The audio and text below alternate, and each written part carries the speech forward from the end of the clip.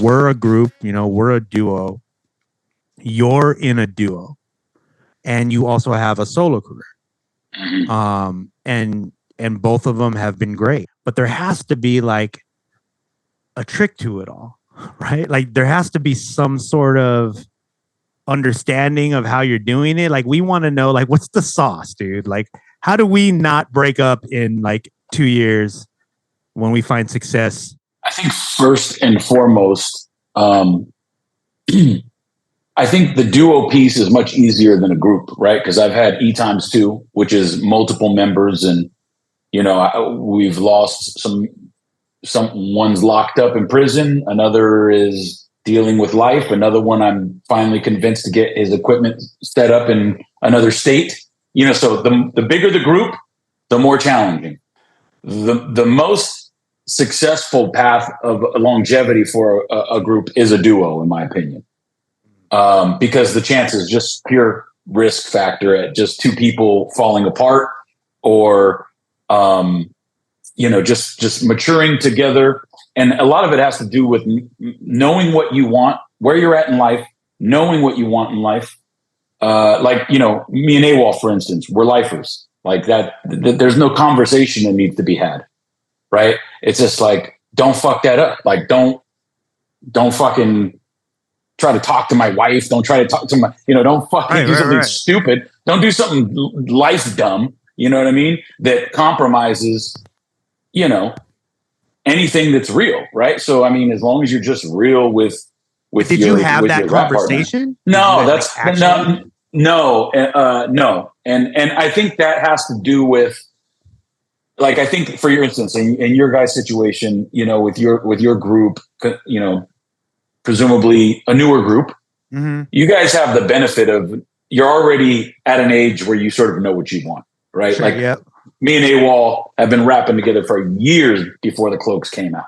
Yeah. You know what I'm saying? Yeah. Like we had already toured, we had already done albums, so we kind of went through a lot of those life trials. And so the dust almost settled when you look around and go like, dude, we've been grinding so hard and doing this for so long. We are overdue for an album. And I don't think things need to be said. I would say the only thing on this topic that I could even relate to as it comes to me and Tony, or now I have another duo with me and Meg Abusive, which is newer, Anti. Right? Yes, Exalt the Anti is, you know, it's interesting. Probably in terms of releases, the release date, but we've all known each other forever, you know, and me and Mega probably started hanging out more on the infancy stages of our group when the Cloaks first release came out. I think the first album for the Cloaks probably dropped in 2010, which is already, you know, again, 15, 17 years after me and Tony have been friends, right? So me and AWOL already are well past, you know, we already know who each other's character is, you know? Yeah. So that's why I'm saying you don't make any dumb life choices or decisions. Your character is, you know, who your partner is, so to speak, in this rap shit, you know? Like with Exalt the Anti, like was there a conversation with you and AWOL when you decided to do that? Like, was there at least even casually? Was it like, I got this dope idea, or like? No, the only thing that comes up, and I think that it takes a level of maturity in this shit, right? Okay. Like to get to what I'm saying is, like, I see groups right now, and I just have this feeling looking at them, going like, they have something dope. But will they still have something dope in 10 to 15 years from now? Because that's how fast it goes. It's difficult. So I go back to the fact that the Cloaks was at a level of maturity in terms of our artistry and our character more than anything. Like artistry, we already knew, and we were already from multiple groups, right? Like we grew up as, like, you know, from our teenage years. So we just kind of went through a lot of shit. The dust had settled, I think, and you know, we're brothers, man. That's what it is. You know what I'm saying? Yeah. And then with Mega, you know, I won't even front. Like, Mega has a tumultuous past and reputation, especially with Los Angeles underground independent MCs, because of all the battling, and you know, he was a character. He used to wild out when we were younger. Yeah. And I would say maybe I was a little bit more seedy of a character in my youth on the graffiti tip. You know what I'm saying? Like I had a reputation that preceded me before I started getting into this community of music where I had to actually conduct myself more like, you know, we're supposed to get along, even though I had to transition from battle rap because I was like, you know, I'm still aggressive with that battle shit. I mean, Exalting Anti is heavy with the battle shit, but you know, a lot of that comes from this street shit, and this is like street music, and so it's evolved into the solo stuff where I'm being more expansive on me as a person, maturing through a lot of different life scenarios and whatnot. But one thing that I will say to get to a long answer to your question is I care about, you know, my relationships, and I want to be mindful of everyone's respective solo lane. To your earlier question, you got the group stuff, and Mega Abusive is Mega Abusive. AWOL 1 is AWOL 1. You see AWOL dropped an album produced by Kool Keith earlier this year. Now he's dropping another album in a couple months, like in a couple weeks actually, but he's dropping solo shit right now. I'm reissuing solo vinyl with the Cloaks vinyl, right? So like the only thing I'm mindful of is our release dates. Yeah. Like, because I want to give AWOL his credence for his album. I don't want to compete with that album release, but AWOL is like, it's all good, man. It's all a snowball effect. You know, it takes that humility. It takes that maturity, but I'm mindful thinking about what each individual is looking for in their music career is really big too, right? Like as long as everybody's like, you know, you want to do a solo album of production and you want to work with other rappers, that shouldn't offend you, Chris. You know what I'm saying? Like that's like that should be that. You want to work with other producers because you don't want to just always be stuck. Like even though you have chemistry, I like doing music with different producers and being in two different groups and even having a third group with E times two because I still carry that torch, you know, and have things working in the background with individuals from that group. But each one of these groups serves a different purpose for me. Yeah. And a different sound. So when I'm saying you guys, Chris, you're going to want to work with different producers at some point. Maybe not right now because you guys have good chemistry and you're forming something that needs to be fed. You guys need to do this together to build it. But at some point, you're going to want to figure out what other rappers you want to produce. You may want to start doing instrumental albums from fucking Starbucks for all I know. I don't, you know what I'm saying? But that is a conscious thing that you need to be aware of.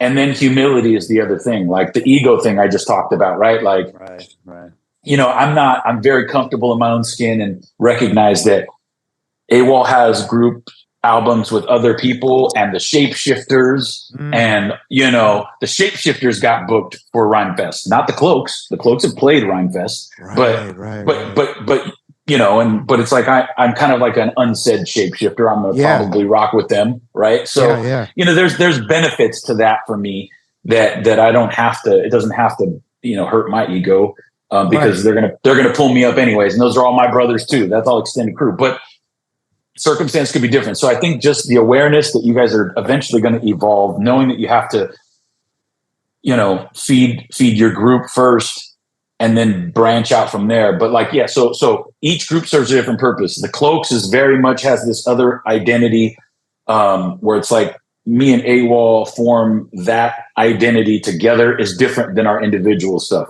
You know what I mean? In my solo albums, I work with different producers because I have different things in my life that I need to address. Like my last album, Poetry of War, was produced by DJ Job Blues. And that album is very heavy. It's like the production is like attacks. It's attack, and it's called Poetry of War. You know what I mean? I'm getting a lot of stuff off in that record. That like you know, and it might have been, you know, so and then I'm very balanced in within the solo album. It's his own universe. You know what I mean? So it's like wait, speak on that a little bit. The unit, because we're really big on that too. Like, and I've seen you do this a lot. Like, you've inspired me many times. You build universes, like you literally do build universes with your group, with around the groups, around your solo things, like quite literally. Or whether it comes down to like the visuals, the aesthetic, all those things. Is that usually a thought process that's coming from you, or is that a discussion as well? It usually happens organically. I don't Yeah. think Like, how it's did the not Cloaks something. have such an aesthetic? Because you guys do, man. You guys have such a Uh, carved out aesthetic. it started as an idea, and I might have said this in another interview. I think we said this in another interview, but I think when we first formed, we wanted an identity that came with some anonymity at first. At first we wanted it to be the Cloaks, and we didn't even want it to be AWOL One and Gale Rock. We didn't know how we were going to be able to pull that off, and eventually we knew we couldn't because of social media. They would have just figured, like, how are you going to do the Cloaks and not have our faces on anything, right? Like, it's just so it evolved into being cloaked in secrecy, Right. and sort of in that vein.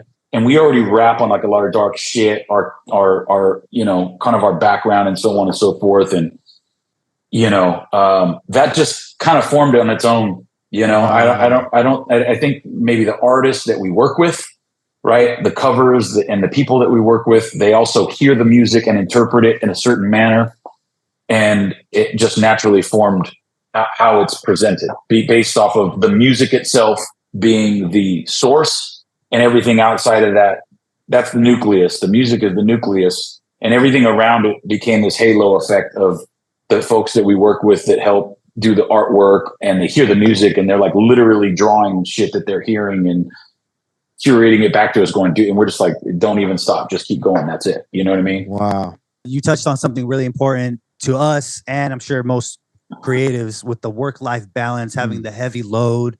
Is there something else? Do you meditate? What is it that you do for your mindfulness? I'm pretty regimented. I wake up every day. I go to the gym early. Probably I'm done with the gym before you guys are even up. And I walk my dog a mile, and then I go another mile. So I probably, usually if there's not other shit happening, I'm pretty regimented in that. Gym, cardio. I will give my thanks in the morning as soon as I wake up. I pray for the things, other people first, and then myself and family, my family and self, and meditate if I can. That's hard to do for me because my brain is just not stopping. So I try, but I'm not great at it. But I try. And so that's sort of like that's my normal routine that anchors my day. If I do that, do you think you've been doing that? Pretty consistently for probably the last 3 years, and then intermittently before that. I had my stints, right, and that only gets disrupted by other competing priorities. That it's like I have to go to work and I have to do something. I just started a new job and shit, so it's like I have to like go earlier, and that's fucking making it tough right now. I just got before this, I had to go walk my dog later. It's like later. It's like it's later than I normally would have liked to have done. But I'll do maybe half of that. Like I went to the gym this morning just to make sure that I'm sharp, and and even on the way to what I'm doing, it's like I'm listening to the records, I'm plotting in my head, I'm crafting everything. You know what I mean? And so it's just constantly. And at this point, it's like I don't think of it like I'm just being me at this point. Before we let you go, man, one, I want to just give you your flowers, bro. Like, you are definitely an inspiration. I as someone who prides himself in working and trying to find that balance constantly, I definitely watch you. You're an inspiration, and everything, especially in the world building, and I'm a big fan of that. I've always been a fan of that, and you do it with such a steady hand, and like you can just see, you could feel the love. And I think that's one of the most important things, because the longer we've done this, the more we've realized like how hard that is for some people to do, to like actually be able to let people see themselves fully, but also like be able to create something very interesting around it as well, that pulls people in. It's really dope, dude. I appreciate that. I feel like I can be better at that still, but I appreciate it. Yeah, amazing, dude. Let us know when you want us to throw a show for your new record, because we'd be super down for that, man. Absolutely. We got some venues, dude, that would be really dope for what I know your mind could come up with would be really dope. Let's talk about it, man. I'm very interested, and I got a lot of big ideas. Some of them come to fruition, and some of them don't. But I do have some things in mind that I'd like to do soon, or at least fairly soon. And yeah. But I'd love to talk about it, man, because I'm going to need venues for sure to pull some stuff off. Hell yeah, bro. We always got you for sure, man. Thank you for taking the time, dude. And hopefully, like you said, the record is planned on coming out. When again? Yeah, late September. Like I'm trying to get the press manufacturers aligned with. Yep. It's like, so there's always like these timelines and things in place. So I'm working through it, man. I'm pretty sure it'll drop in late September, and I'll probably have a couple lead singles going into that too. And in the meantime, we've got reissues and AWOL's new stuff, and everything will find its time and space, man, for sure. Tons of amazing records out there, dude. Dude, thank you so much, man, for taking the time, bro. Yeah, man, I appreciate you guys, man. Thank you. Salute.